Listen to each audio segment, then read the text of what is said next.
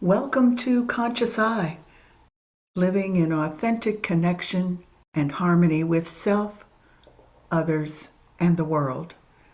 Featuring Ravi and Savitri.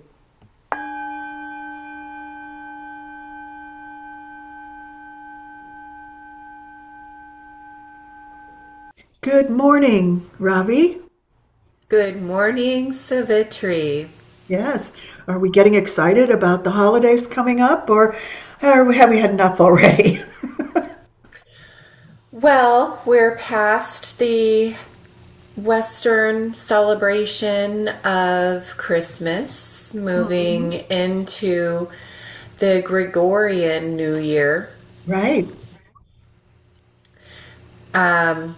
So, we're here to talk a little bit about what that means, the New Year, and how it's celebrated, why it's celebrated. But for me, most importantly, what I found interesting is when it's celebrated. And there is no one when, was what I also have started looking at, is that we can celebrate the new year every morning if we choose. And some people do that as they watch the sunrise and prepare prior to that in what's called Brahma Muhurta. So we can have a new day, which starts a new year every single morning. But there are some more traditional things that are less personal that come into a cultural way of looking at New Year too. Yeah, and preparing for this episode, what really struck me, the biggest aha moment, is how we make meaning of our lives. And that idea of renewal and rebirth. And we're so tied to time Hmm. when time is such a silly concept. We need it for this plane of existence that we're living in. But as probably anybody who's listening to this podcast has heard at one time or another, time is just a human construct. It's a social construct as well Rajazik. because Hmm. it's experienced so differently in so many different cultures. So, what is a beginning and what is an ending? And this brings us into the idea of that infinite loop. Um, and I find that interesting. Tell me again the rising with the beginning each new day. What is the term for that you just said? Brahma Muhurta. It's the hour and a half prior to sunrise, where you spend time in contemplation, maybe in practices, maybe mantra, and then watch as just the very beginnings of daylight start to show up on the horizon and experience the sun as it appears to move up away from the horizon. It's actually the Earth rotating. Not the spoiler alert, sorry, but it is. And and we can see that glow. And we see this in social media all the time. People are awestruck by sunrises and sunsets, but we're talking about the sunrise. And when we have one that is especially dynamic and colorful, you can see people are taking photos, posting the photos, and having the opportunity to share their experience of sunrise with others through social Yeah. media. So it goes beyond any one culture. It's a human thing that holds Sure. us in connection to And the sun. Hmm. in the Kundalini, tradition, it's Amrit Vela. It's Hmm. the 3.5 hours before sunrise. That is the where the nectar, you experience the divine nectar of life, and we spend that two. Did I say 3.5 hours? 2.5 hours in meditation, in contemplation, and practice. You give that, it's tithing that 10% of your day Hmm. to your spiritual practice. I find it interesting too that, I mean, I grew up in a Christian, very fundamental Christian belief, where we talk about Christ rising again. That's the sun rising. And when you give your life to Christ. It's being reborn. And I was always struck in my growing up years that was never talked about. You can be reborn daily. You can it's really dying to your ego every day and waking up and recalibrating and realigning with your spirit. So I think the concept of New Year's and what it means and when it occurs is super fascinating. And I wrote down so many different dates. We have the Gregorian New Year on January 1st. Of course, the Lunar New Year is celebrated anywhere between January, I want to say 21st, into the month of February. The Persian or Iranian New Year occurs on the spring equinox in March 20th or 21st. The Hindu New Year, I believe, occurs in March and April. At Diwali in the fall. Yes. So that's another way to look at it. I thought the Islamic New Year was fascinating because it moves annually and is occurring approximately in June and July coming up. So there's just many. The Ethiopian New Year in September, the Thai New Year in April. So it's what is the New Year? Why do we celebrate it? What is it about? It's really comes into how we make meaning of our lives as humans in our experience. So I'm excited to talk about this today because I never really had looked at too deeply into other dates that folks celebrate the new year. And I had to actually do a little research and to go, wait a minute, April, what's that about? Or September. So this is going to be an interesting conversation today. Well, and I think that when we start looking at it globally, we're looking at both the northern and the southern hemispheres, which we know are mirror images of each other, and at least seasonally in that way. So we have the summer solstice and the winter solstice. It's still the solstice, and as we talked about that in our last episode, it is very dynamic the farther north or south that you go. And you brought in the fact that along the equator, there's very little difference. And I started thinking about that, and I thought, I have been in the Caribbean islands on occasion at the time of solstice, and there was this subtle light and dark shift, not to the same extreme, but I brought back that memory. So thank you for that. That was lovely. I got a chance to relive that time and the ocean and all of that in the middle of winter, which is what I'm used to living in the north. So I agree with you about the importance of celebrating a new beginning. And I find it gratifying and hopeful that cultures around the world share that. At the same time, we've been able to maintain it. Now, the actual ways that it's celebrated, some are traditional and go back many, many years, thousands of years in a lineage of celebration. And some of them are more modern. Like we think about the ball drop in Times Square. And it's a way that people gather as a community and energetically create the intention to have a new beginning, to refashion and re-envision a future. And we have that at a personal level. We also have it at a cosmic level and at a community and global level, at the collective level. So as we come into this season, which some of us have already passed through New Year's in different ways, but I will say that there's lunar New Year's are coming up, and we'll be talking about that a little bit on the 3rd, because the full moon that occurs on the 3rd.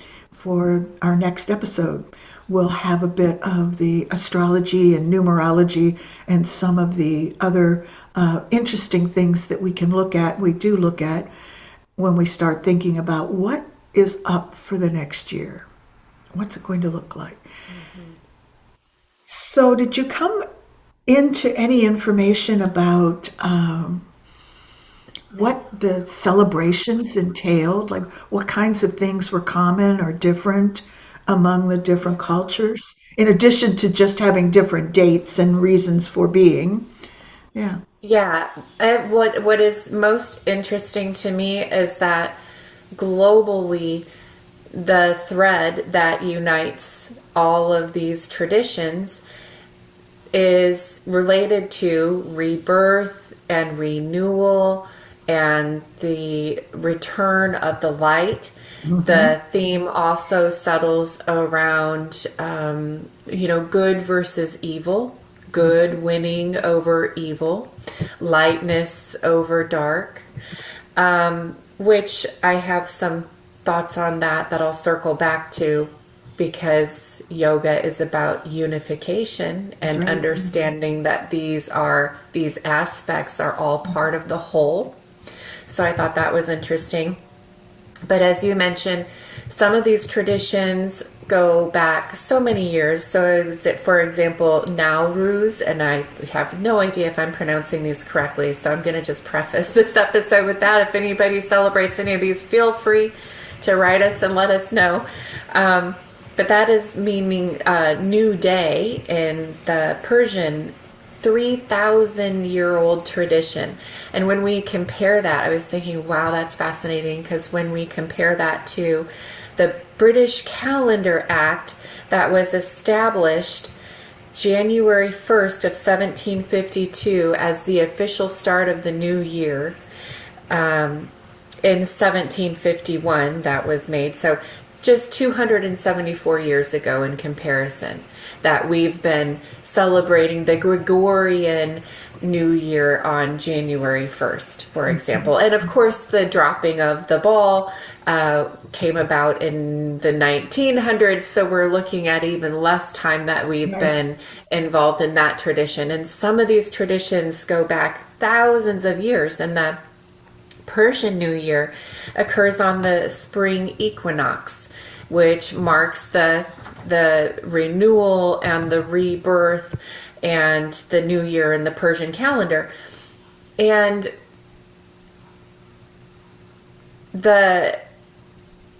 I found it fascinating. Again, these are a marrying of observations that occur in the sky and on the earth. And it's making meaning of Shiva and Shakti, of earth and sky.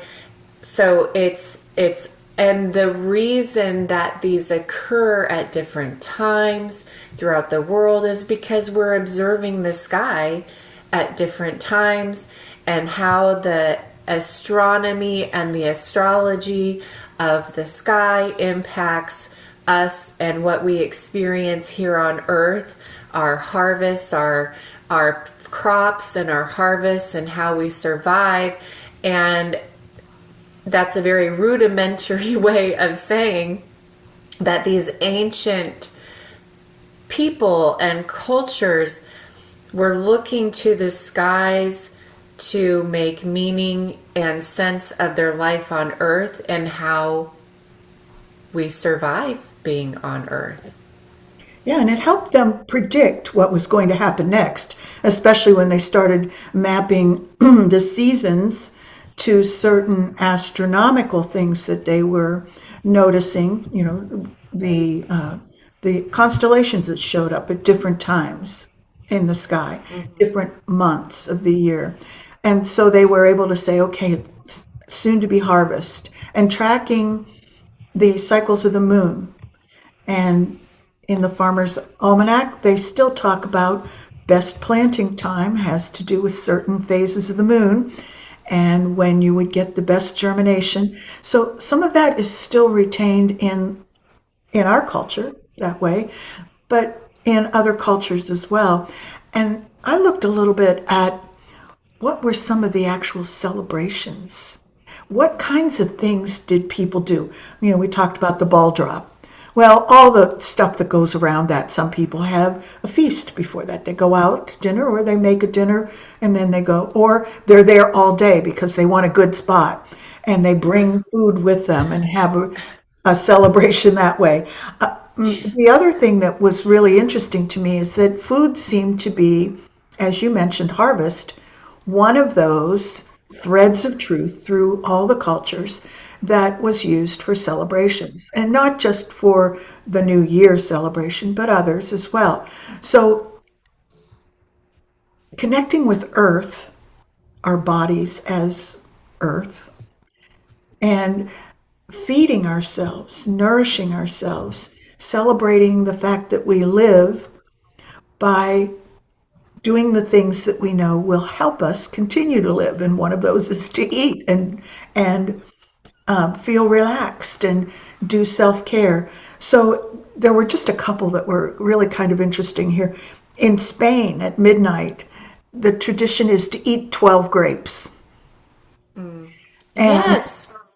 yeah, I, I'm so sorry. That just triggered a memory. I forget what it was or where it was or what happened. But yes, we were given 12 grapes by, maybe I was teaching at the time. You know, I used to teach English as a second language and had lots of students. The 12, I do recall that 12 grapes. Okay. yeah. Core memory unlocked. Right, right. So we've been able to jostle the memory for both of us today already. Let's keep going. And then in Brazil, there's something called the 7 wave jumps, where you jump in waves. So you don't just jump in place; you jump forward like a wave to create good luck. So we have two numbers here now. First, we have 12 grapes, and then we have 7 jumps. So we can think about those as we get into our next topic, next Yes. episode, because we'll be doing a little bit with numerology. And then in Scotland, they do a thing called first footing. And I don't know much about that. So if anybody does, would love to see that in a comment. Help us Yeah. learn a little bit more about what that means, first footing. And then in Japan, there's temple bell ringing to celebrate. And then we know in China, the Chinese New Year is full of lanterns and light, and the Hindu New Year's is full of sending light in diyas down the river. And so that blend of water and fire, which are two really important elements in our lives, are celebrated. So fire brings light, but it also has heat and allows us to nourish ourselves with our food and stay warm. And the light, we know the light is within us, and so it recognizes our divine qualities. So just looking at a couple of those things, I mean, there are quite a few more, but Yeah. those kind of stuck out as being something I had no idea about. So if anybody else has, let me know. But they were brand new to me. Well, and you mentioned the elements, and I found that interesting as well.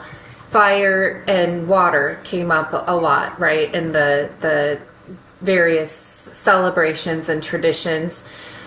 Looking back at the Persian or Iranian celebration of New Year, it's very centered around fire because fire was is considered purification, light, truth, and also, again, the number 7, the setting of the haft scene table.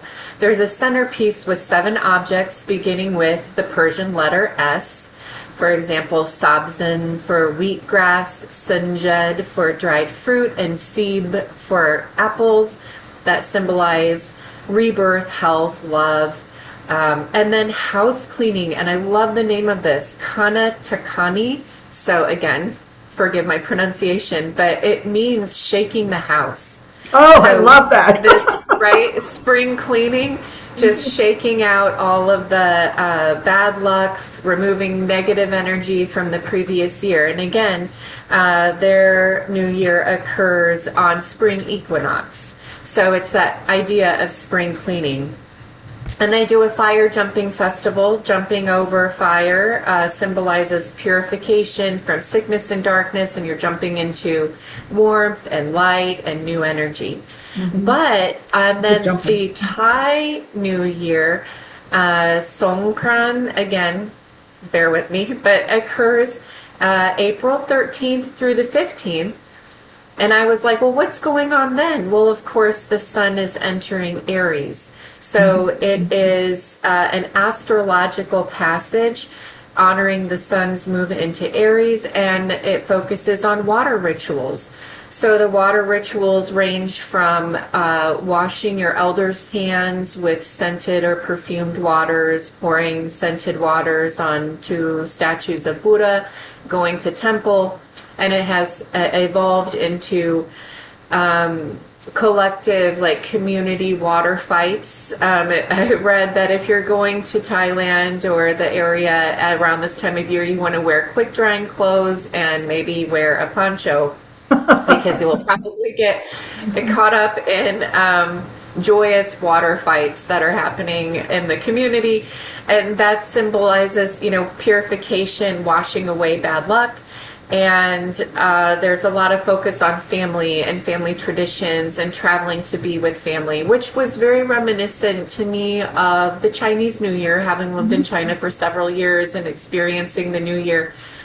I don't think Americans understand. I know we have, I think Thanksgiving is our most traveled holiday, but in China, the entire country is shut down for this days-long celebration. What is it, 13 days or however long it goes on? I may have that.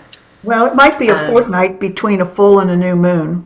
That's what I'm thinking. So you shut down. You buy all your food, and the idea is to be as relaxed and it's to be as tamasic as possible. To eat as much as possible, to rest as much as possible, and families gather together and spend time indoors, just eating and feasting and celebrating time together.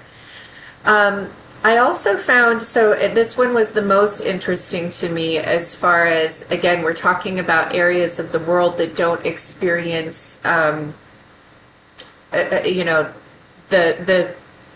changing of seasons that we might here in the north. In Ethiopia, okay, I'm going to try this. They celebrate Enku Tatash. It's the gift of jewels. And they celebrate that on September 11th or 12th, marking the end of a rainy season and moving into the beginning of spring. But again, the idea of renewal is the same. There's family gatherings, there's celebration with coffee, ceremonies, and special meals. So those were just a couple that came up. And then, of course, the pagan New Year, Samhain, occurs in October, from October 30th to November 1st, or I'm sorry, sunset on October 31st to November 1st, marking the end of the harvest and beginning of winter. So just taking that time to go inward when the veil is the thinnest, and connecting with ancestors, setting intentions for the coming year. And it's a time of reflection. Yeah. So very fascinating celebrations going on worldwide at different times, but the themes I found were very common. Yeah. It's interesting. I said that last week in one of the morning classes, morning sadhanas, because the group that comes have not all of those, but more than one of the celebrations of New Year and the return of the light and that type of thing. So we were saying happy this and happy that and happy, hope that you have a great holiday. naming each one that everyone would be celebrating in the class. And I said, this is great. We could have a holiday every week, or definitely every month if we choose to celebrate everything that everyone does, which right now might feel like a pretty good idea to keep our spirits up and looking forward to a new way of being. And what better thing than that can there be about a holiday than looking forward to a rebirth and a renewal? Yeah. Yeah, that's what it really comes down to, is that inner reflection, right? Inner growth, kind of reset, and reflecting on what it means to be here, how we make sense of that, how we make meaning of that. And we look to the natural elements of earth and sky to guide us. It's fascinating to me that we've taken, in the West, we've taken these very natural occurrences and deeply significant times, and we make them a little, they've been commercialized. Oh, true. and and that's capitalism for you, right? And I'm not saying that everybody has fallen prey to that. I think that there's still that feeling like, yes, this is that time of year. It feels good. It feels cozy. We talked a little bit about that in our solstice episode, that it's a time to celebrate. You know, there's joy, there's hope, there's a spirit, there's a sense of spirit. And what I find so interesting is that is just us having the human experience and wanting to make meaning and connect and unify. And we have the opportunity to do that in many ways throughout the year. So however you celebrate the new year, it really is just about connection to self, connection to source, connection to what sustains us, and connection with each other.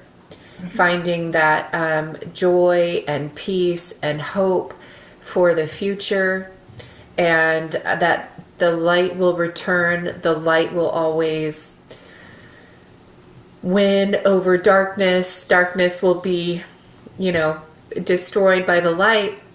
And yet, when I think about that, I think how we need both of these elements in our lives to find balance. Right. And if you've ever experienced the more polar areas of the earth during these these extreme times of solstice, you'll notice, it's kind of hard to sleep when it's light all the time, and it's kind of hard to feel like you want to be awake when it's dark all the time. It's the balance, it's the unification of these energies, and that's important. And I think for us having a human experience, learning how to balance those. We can't be on the go all the time. Our bodies are made to have a balance between action and rest and reflection and external social engagement in whatever we do. So you're right that being able to bring that balance into our lives, we follow nature. And some of us don't have that luxury to be able to flow with the natural course of the dark and the light and the moon cycles and the other cycles of the earth, because we have the added construct of time, and we have the added construct of being available and present in different moments of time. We work for people, we do things, and so that takes us out of the cycle of nature and brings us into what the humans have designed, laying on top of that as a way of living our lives. So you mentioned way back when we first started today, the agrarian start of the celebration of the light returning and a new year and a new beginning. And that's shown up in lots of the cultural views that we took a look at today. That really brings us into awareness of how close or how far away we personally are in the way we live our lives to living with the cycles of Earth and the cosmos.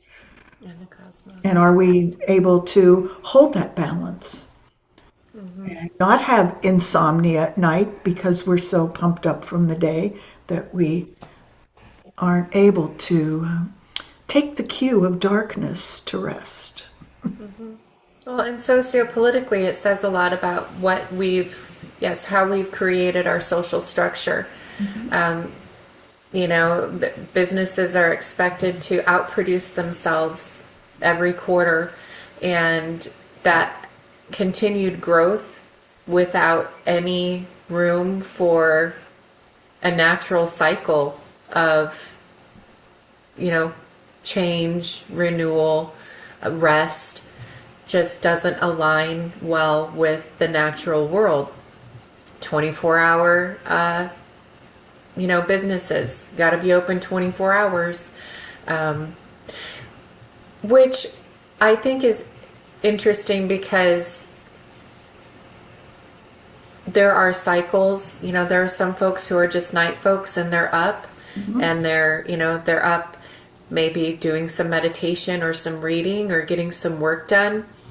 But our natural rhythms and the structures that we've created outside of us externally, I think we're seeing the effect of those being out of alignment for so long. Yes. With this constant need to push and progress without allowing space to step back and relax, allow things to settle into the inertia and decay. The leaves on the ground. When we rake the leaves off the ground every year, we're not creating potential for the little creatures that are hiding in the leaves to, rest and reproduce and grow or morph or change whatever they're doing in their little cocoons and Little worlds. seeds and pods. So, yeah, I'm just rambling a little bit about how I think socially our systems and structures have taken us far from the natural cycles. And that's why these celebrations and rituals are so important, because they bring us back into connection. That's why they feel so special and so spiritual, because they're bringing us closer to our truest self and to our purpose and our path. And what you mentioned about the 7 by 24 or 24 by 7, however you choose to talk about it, that's happened within my lifetime. And when I think back, the time when I was a child, Sundays everything was closed. And it wasn't necessarily for religious purposes, that's just the way it was. And so if you needed something on Sunday, there might be a few things that you could do. Like you could go to the deli maybe until about 10 or 11 in the morning. If you needed something from there, that would be like our convenience store today. And if you needed gas in the car, that might have been open until around noon. So you could do that Sunday morning. But the rest of the day, there was, let's just say, nowhere to go. And so making your own way and your own meaning about those moments, I will have to say that I'm kind of nostalgic about that.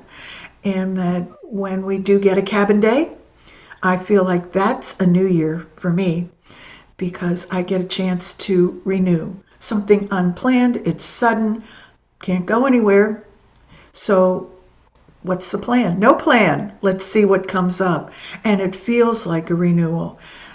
So, we can even make meaning for rebirth, new year, in those ways as well when they show up in our lives. So, we don't need January 1 or all the other dates that we talked about to make it happen.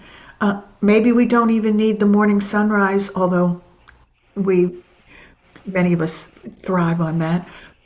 But just thinking that there are moments in time where you can stop and create that sensation and that awareness of this is my new year right now. So that gets a little Yep. esoteric and deep into the weeds, but uh, I hope everyone Well, it has a is. great new year.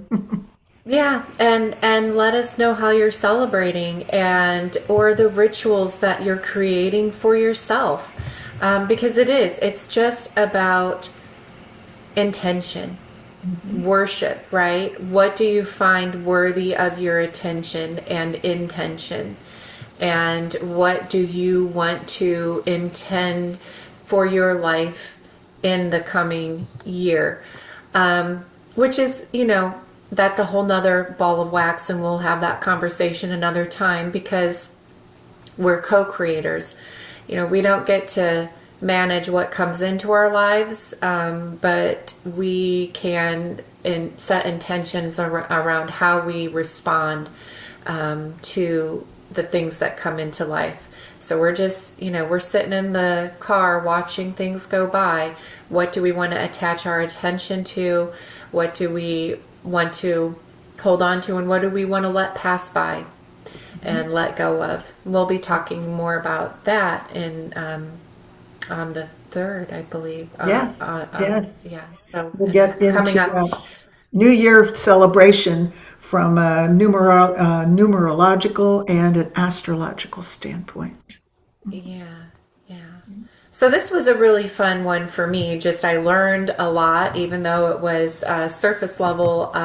It was really interesting to learn more about other practices, other celebrations, and how others make meaning of this time, and when they do it, and how they do that. So, again, I would love to hear from anybody who has a specific New Year ritual or celebration. Let us know. Yes, please We'd do. love to hear. Yeah. And the common themes run deep: community, celebration through food and light, and the whole concept of renewal. And So, reflection. Yeah. reflection. Yeah, so you can email us at consciouseyes108 at gmail.com, and that's conscious eyes EYES 108 at gmail.com, or you can leave us a comment on this video, and we would love to hear from you. And we thank you for being here today and talking about how we perceive and make meaning out of our new year. Namaste. Satnam.